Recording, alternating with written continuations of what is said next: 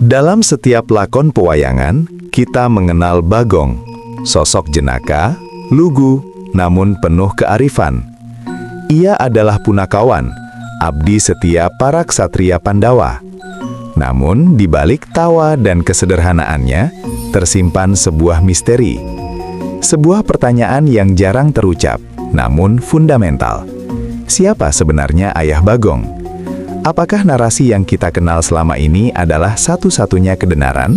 Secara umum, dalam tradisi pewayangan Jawa, Bagong dikenal sebagai putra bungsu Semar, sang pamong dewa yang menjelma menjadi rakyat jelata.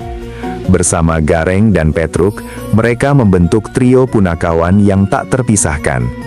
Kisah ini telah menjadi bagian tak terpisahkan dari identitas budaya kita. Sebuah narasi yang diwariskan turun-temurun, dari generasi ke generasi. Namun, seperti sungai yang mengalir, cerita pun tak pernah benar-benar statis.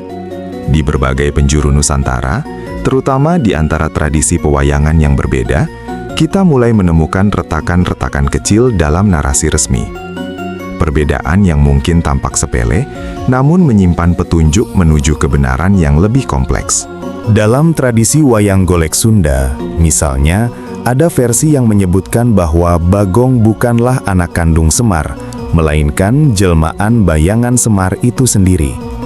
Sementara itu, di wayang Bali, punakawan dikenal sebagai Tualen, Merdah, Delem, dan Sangut, dengan asal-usul yang terkadang berbeda dan lebih mengarah pada dewa-dewa penjaga.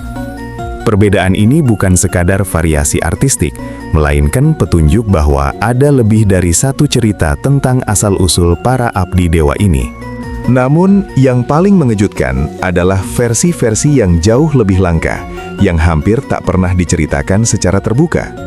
Beberapa penelitian filologi kuno, bahkan catatan tersembunyi dari abad ke-16, mengisyaratkan bahwa Bagong mungkin memiliki ayah yang berbeda dari Semar.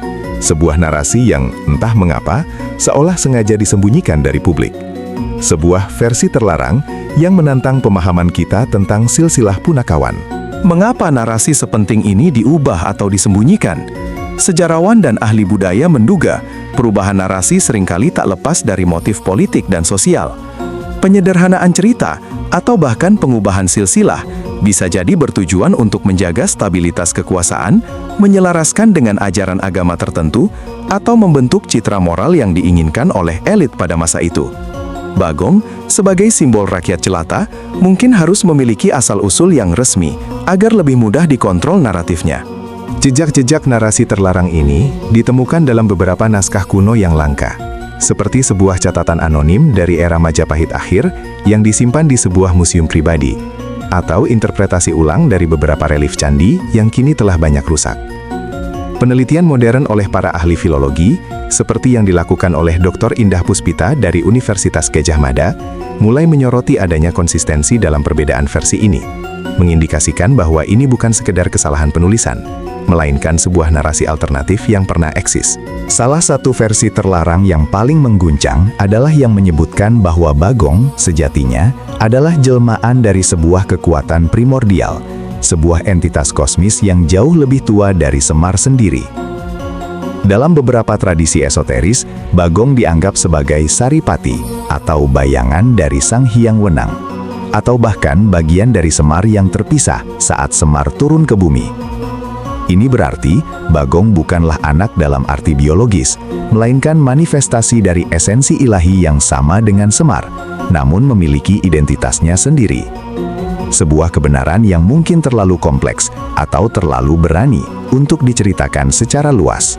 Kisah Bagong ini mengajarkan kita tentang kekuatan narasi, bagaimana cerita dapat dibentuk, diinterpretasikan, dan bahkan diubah untuk melayani tujuan tertentu. Setiap versi, baik yang resmi maupun yang tersembunyi, memiliki kebenarannya sendiri, yang mencerminkan konteks sosial, politik, dan spiritual pada zamannya. Memahami berbagai versi ini bukanlah untuk menyalahkan, melainkan untuk memperkaya pemahaman kita tentang warisan budaya yang begitu kaya. Mungkin pertanyaan siapa Ayah Bagong tak pernah benar-benar membutuhkan satu jawaban tunggal. Mungkin keindahan pewayangan terletak pada kemampuannya untuk beradaptasi, berevolusi, dan terus memprovokasi kita untuk berpikir.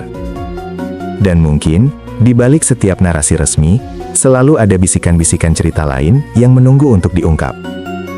Kisah-kisah yang mengingatkan kita bahwa kebenaran seringkali jauh lebih kompleks dan jauh lebih menarik daripada yang kita duga.